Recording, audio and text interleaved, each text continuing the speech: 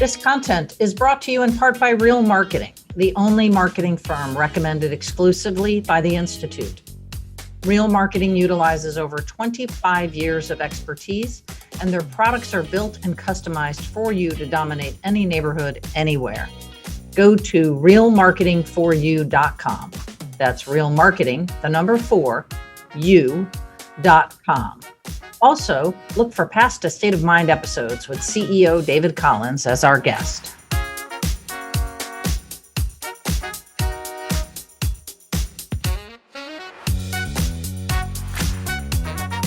So welcome, my friend Steve Yastrow. How are you doing? How are things going for you? Things are going great. Nice to see you.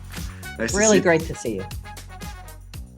Really great to see you. We've got a great conversation here we're going to have today around a couple of things. And again, this is the art of selling luxury real estate. And one of my favorite things about you and really the framework that you provide people to help them be successful is around this idea of, I call it more, you're in a sales and marketing environment. How do you do so consciously, right?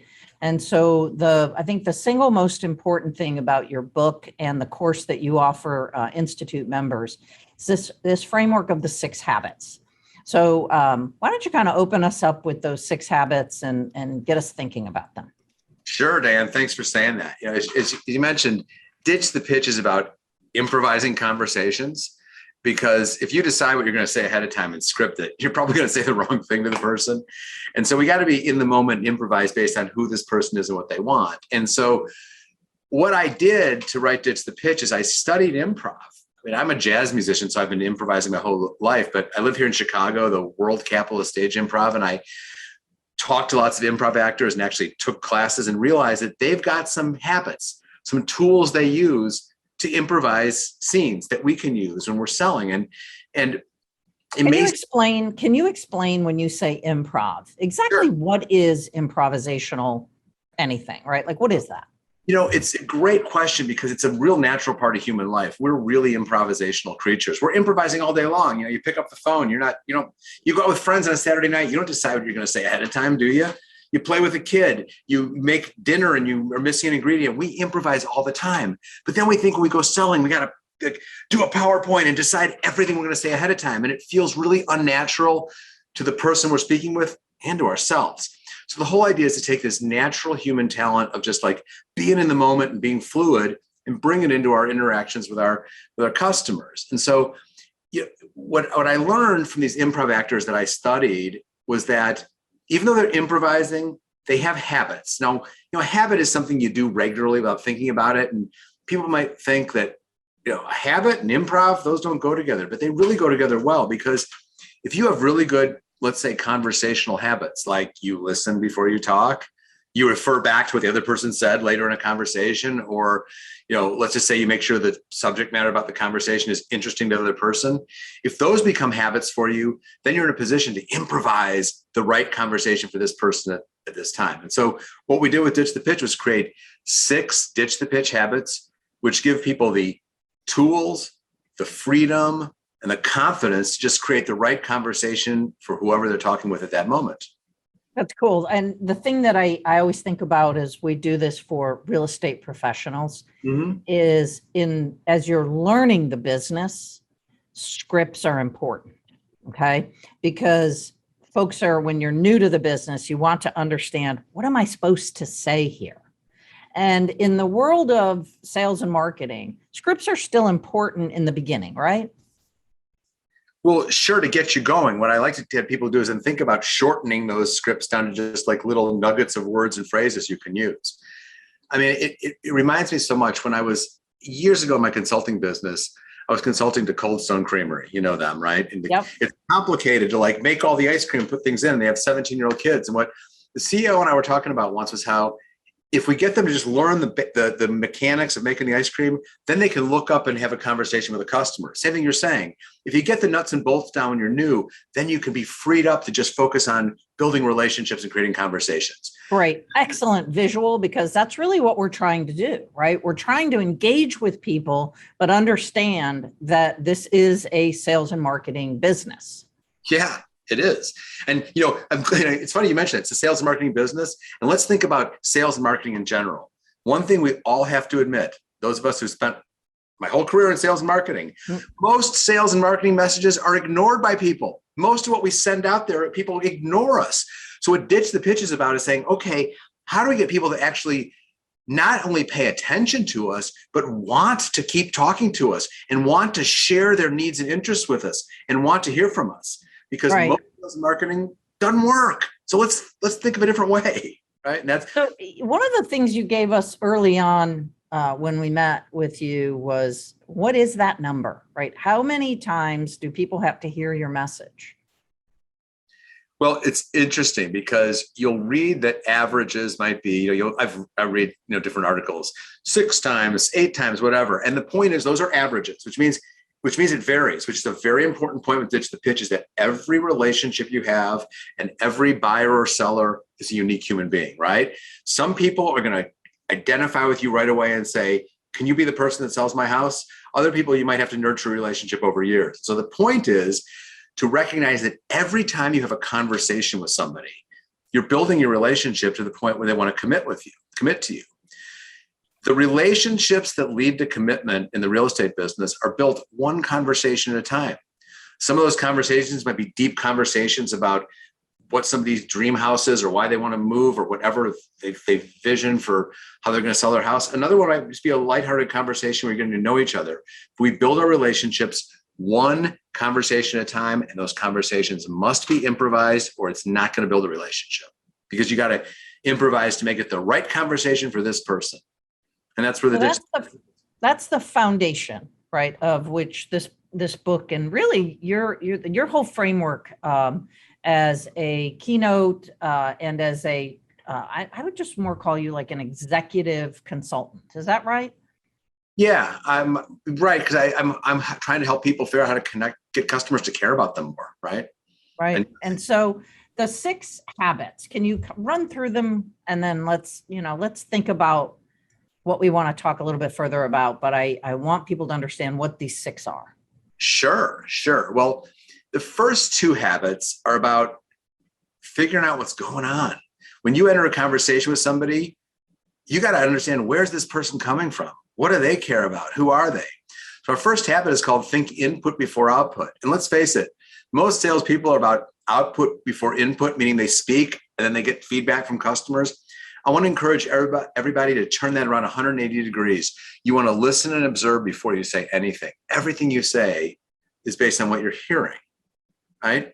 Now, every Ditch the Pitch habit has 3 practices, because how do we develop good habits in our life? We practice them. Let me give you an example.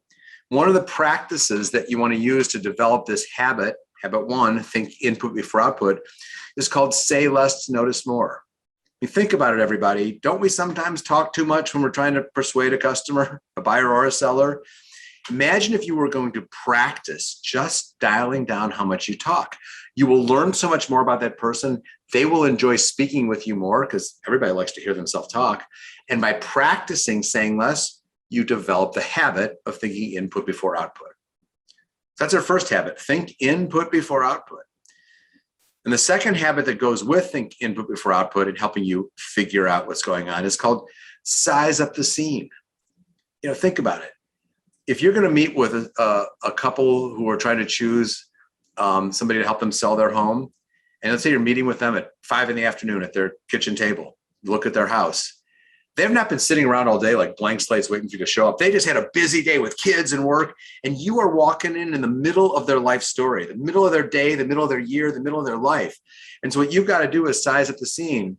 Just like if you walked into a movie in the middle and say, okay, I'm walking in the middle of this story. What's happening here?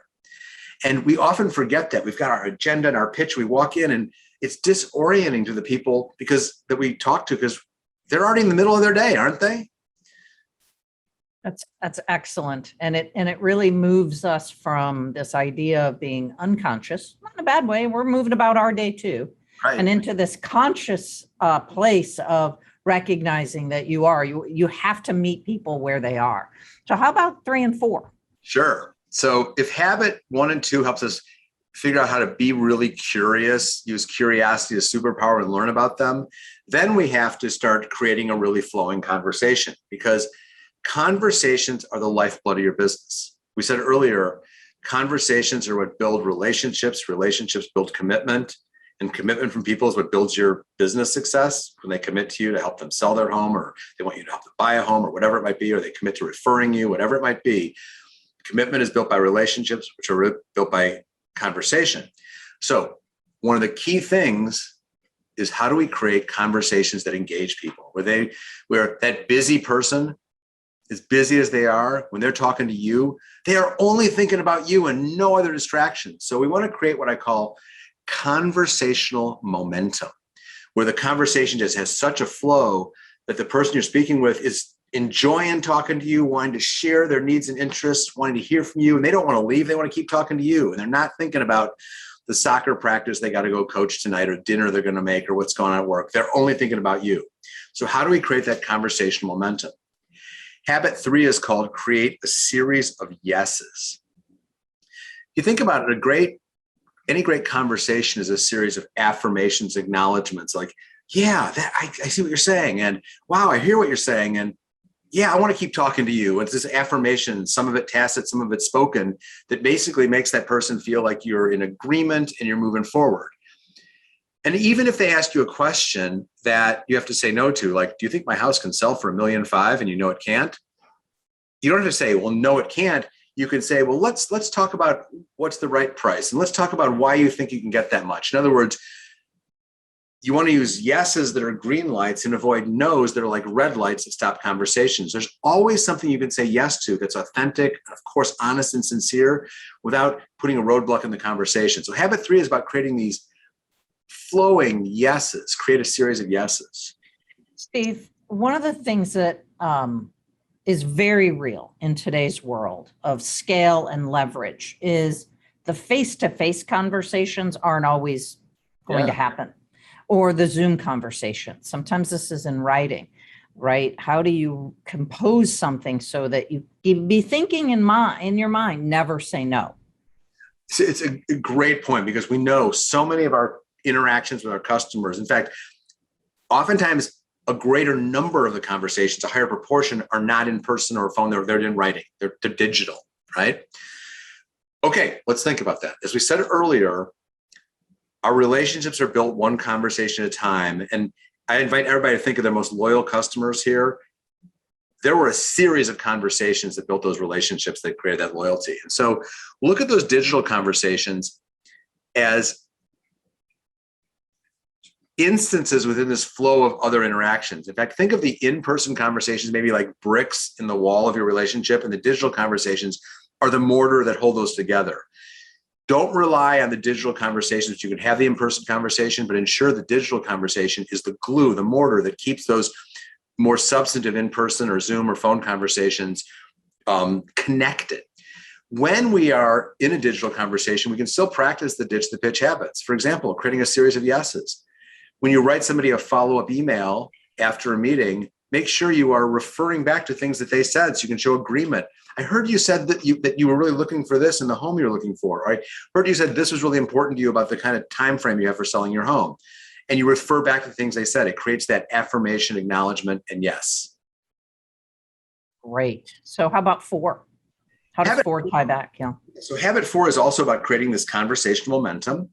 So just to review, we said habit 1 and 2 is think input before output and size of the scene, making curiosity your superpower and learning about what's going on with this person you're speaking with and you're trying to persuade.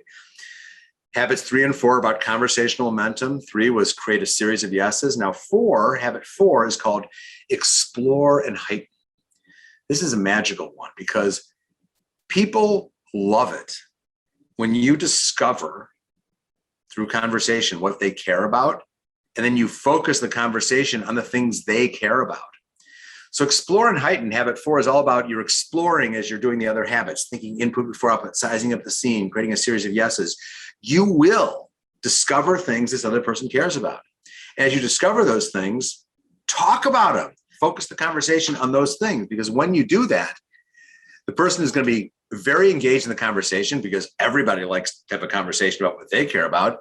And then when that happens, they're going to want to keep talking to you. They're going to want to share their needs and interests with you, and they're going to want to listen to you. And when they share their needs and interests with you, a really interesting thing happens.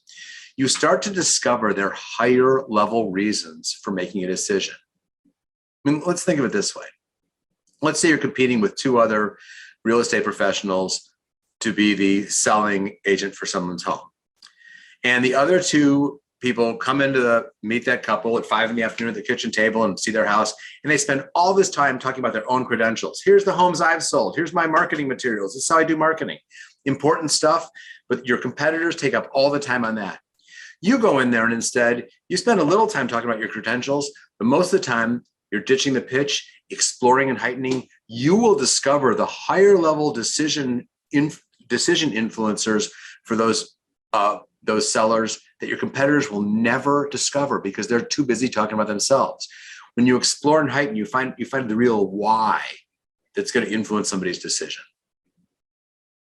And the key to that is it has to be improvised, right? The notion of writing a script for this is it just can't be, because we don't know when we walk in what someone's interests are, but our motivations are to learn exactly what it is they want. So that's terrific. And then I want to come back to those, but I just want to finish out the explanation of the other two and how these interweave back to each other. No doubt about it. Thank you. Habits 5 and 6 will bring in. And I think a good segue there is what you just said, Diane. It has to be improvised. It has to be improvised because if you're not improvised, they will know it and it'll sound stiff and informal and they'll be bored and disengaged. And it's got to be improvised because you don't know who they are and what they care about until you're talking to them, which leads us right to habit number 5. Habit 5 is called focus the conversation on your customer. I mean, let's think about it, everybody. As much as your customers, buyers, sellers, referral sources, as much as all those people care about you, don't they care about themselves a little more? As much as they like themselves, like you, don't they like themselves a little more? Of course they do. So if they care about themselves more than they care about you, and they like themselves more than they like you, let's face it, it's true. Why are we talking about ourselves? Why don't we talk about what our customers really care about, which is themselves?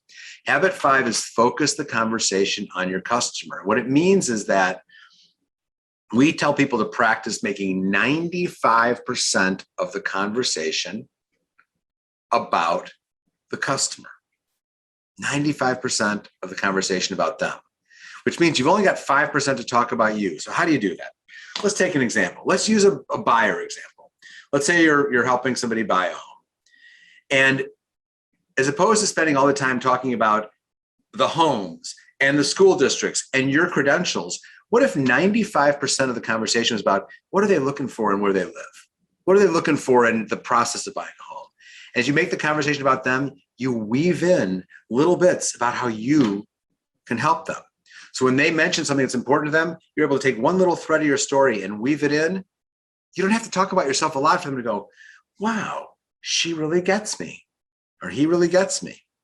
Focus the conversation on your customer, not on you, because they care about themselves much more than they care about you. It's just the way it is. And then last, how do we put a bow on this with habit 6? Habit 6 is called don't rush the story. Now, I'm going to guess that everybody listening to this podcast today is busy, right? If you're not busy, would you please send me an email and tell me how you manage that? Because I think everybody here is busy, which means we want to get these sales closed quickly. We want to get the person to sign the contract with us quickly, move forward quickly, make their decisions quickly, choose this house or accept this offer quickly. But the problem is, if we try to move faster than our customer, whether it's a buyer, a seller, or anybody else you're trying to persuade, if we try to move faster than they're ready to move, we will actually slow the process down. The challenge is to bring information into the conversation at a pace your customer can accept. How quickly are they ready to see this? Now, I know it happens. Everybody listening to this podcast is not only busy, you're all experts in the business, especially those of you who've had a lot of experience and have gotten really good at selling luxury real estate. You know your stuff. You are expert. And you also probably love working in real estate, which means between your expertise and your love of it, it's easy to get enthusiastic and start telling people everything right away. Let's admit it, it is. Don't rush the story is about having the patience to move at the other person's pace. One of our practices for habit 6 is called don't load the slingshot. And think of that as a metaphor. How many times have you had a salesperson just be so excited and enthusiastic that they told you too much too quickly and it overwhelmed you? Don't be that person. Don't load the slingshot. That's great. I love the metaphor. And, thank you for going through all 6 of those. A couple of things that are, that interest me in this conversation, in this world that we have, which I call busyness. Okay. Mm-hmm. To your point, we're all busy. Mm-hmm. The first thing that seems to leave us when we're busy and in this world of busyness is our curiosity about others. Huh. I think that is such an interesting point, Diane, because when we get busy, we get so focused on the transaction we have to complete. Mm-hmm. I have to get this phone call with this person. I have to talk this person through this contract, or I need to tell them about these listings or tell them about what's going on in the market. Whatever you're trying to do that day, we get into the transaction. And the reality is that if we can be curious about the person we're with, think of what happens. If you are alert and paying attention, that person you're trying to earn the commitment of, that customer, buyer, seller, whatever, referral source, if you are open and listening and paying attention, they will be handing you gifts at every moment. They'll be saying, this is what I care about. This is what's important to me. But if you're in transaction mode, you will miss those gifts. Curiosity is your superpower. Use it, right? That's excellent. I think of it in terms of the little blue Tiffany box, because I don't care who you are, that's a gift, right? Yeah. And to be conscious and aware that those gifts are there. We just have to hear them and not just hear them, but be curious and want to know more. The other thing, and I want to stay on this because first of all, it's a pet peeve of mine, and I don't know how we get away from it. And that is societally, right? We're about the same age. Societally, we have shifted from a sign of success used to be leisure. Today, a real sign of success is busyness. Would you agree first? Yeah, and isn't it sad? Really hard, because what that then means is we take our busyness, and when someone says, how's it going? Right? The great conversation opener. How's it going? Well, we're successful. So we've come to a place in our world where that becomes the conversation because we want to convey how busy we are, mm-hmm. right? Because, gosh, we're successful. And I see this in particular in the art of selling real estate, because it's such a one-to-one business, right? It's mm-hmm. the ultimate B2C, right? The ultimate business to, consumer totally. Sale. And so I'm curious, and I can't imagine that everyone isn't. So, and this is just kind of us talking, right? How do we get rid of that? Because that person maybe for a moment wants to know that we are successful, which means we're busy, but there's this crossover point. That's what I call deadly, which is you're too busy for me. That is so interesting, because let's imagine you're trying to sign up the people to be to hire you to sell their home. You want them to know that you're in demand as a real estate professional that people want to, trust to sell their property. And so you want them to know you're busy. But then when you carry it in that I'm so busy, I got to rush to this conversation, then you're not only making them feel, oh, you're too busy for me, but you're missing the chance to really connect with them on a deeper level. What you want to do is, okay, communicate you're successful, of course, because there is that inference that if you're successful with other people, you could be successful with me, of course. But what a gift you are giving to that person when they know you're busy, but then you're willing to actually slow down and focus only on them. Here's an example that came to mind as you were asking that question, Diane, and this is outside of real estate, but I think sometimes other businesses can give us insights. I was working with a chain of dental offices once. They had about 100 dental offices, maybe 300 dentists. And there was one dentist whose revenue production was above every other dentist in the system. And I called her office manager and said, what's her secret? And she said, when Dr. Jahal is with a patient, that patient believes that they are the only thing in the world for her at that moment. her patients knew she was busy. They could see people in the next, chair with Novocaine, whatever going on, and people running around. What an honor they felt that she was able to give them their full attention. So I think if you can communicate you're busy, but don't let that lop over to being frantic and transactional, then you give that person your full attention and you show an interest and a curiosity in what they care about. Not only are you going to have a better conversation, you will honor them. And and the other thing, the word that came into my mind when you were talking, if done properly, people are then appreciative that you're spending time with them. And it's all about, what did Maya Angelou say, right? About how you make people feel. And that's what we're after here. We're after getting folks to feel a certain, and albeit predicted, this is what we're trying to get to. We're not trying to get to a transaction. We're trying to get to a feeling. And so we've walked through, and your book is outstanding. And and what I think I like the most about it is it feels like it's you, right? Like, because sometimes they don't. And so it's called Ditch the Pitch. And for Institute members, Steve and I work together on a series that is a course, and it is online learning, but it is a course, and it really works well with online learning because of these practices you talk about, right? When we teach people anything, it's very hard for them when they're sitting there learning it all to then get the practical context or application. And that's when adults go, oh, I get it. Oh, I get it. And so the course itself, I think, accompanies the book really well. And folks, you can buy the book on Yastrow.com. And if you buy the book on Yastrow.com, Steve's going to share with us a moment here visually for those who can see us, that he has this great pocket guide that goes with the book. And if you order it on Yastrow.com, he'll personally send you one of those. And why the pocket guide is important, and the digital version of the pocket guide is also in the course, but it really does, I call it a reminder, right? All right, what do I need to do? Because we're always evolving and we're always learning. And I did your pitch for you, so you didn't have to do that. But the book itself is a really great, a great tool. And having you live is the greatest thing. And so we walked through the 6. I like 3 and 4 a lot because it's the piece where you may have reached a point where you go, okay, where do I go here? And how do I keep this momentum going? How do I continue to get these yeses? And if that's not always natural, can you help us with some other types of ways that we can be certain that we're propelling the conversation forward? Sure. I mean, one of the best things you can do is acknowledge that you heard somebody. We all love to be heard, but we all are underconfident we are being heard. Think of your friends, how often they'll say something and they'll repeat it again. If somebody leaves you a voicemail message, they'll say it and then say the whole thing because we don't trust people who are listening to us.